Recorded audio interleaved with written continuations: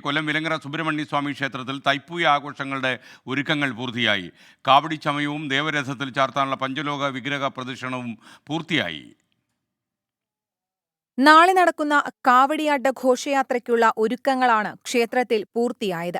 പീലിക്കാവടി ഘോഷയാത്രയും ദേവരഥ ദർശനവുമാണ് വിലങ്ങര ക്ഷേത്രത്തിലെ പ്രധാന ചടങ്ങുകൾ. അഗ്നിക്കാവടികൾക്കും വേൽക്കാവടികൾക്കും പകരം ക്ഷേത്രത്തിന് ചുറ്റും പഞ്ചലോഹ വിഗ്രഹ പ്രതിഷ്ഠയിലുള്ള ദേവരഥം ഉരുളുമെന്ന് ഭാരവാഹികൾ അറിയിച്ചു.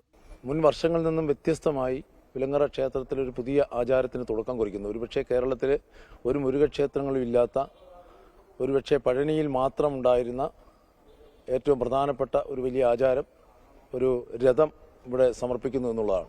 കുട്ടികളുടെ ഉരുൾ നേർച്ചയോടെയാണ് വിലങ്ങര കാവടിയാട്ടത്തിന്റെ ചടങ്ങുകൾ തുടങ്ങിയത്. തൈപ്പൂയ ദിനത്തിലാണ് ക്ഷേത്രത്തിൽ കാവടി ഘോഷയാത്ര നടക്കുക. കാവടിയാട്ടത്തിനുള്ള ദേവരഥത്തിന്റെ സമർപ്പണ ചടങ്ങുകൾ ക്ഷേത്രത്തിൽ പൂർത്തിയായി. നാളെ മധ്യാഹ്ന കാവടിയാട്ട സമയത്താണ് രഥയോട്ടം നടക്കുന്നത്. 24 കൊല്ലം.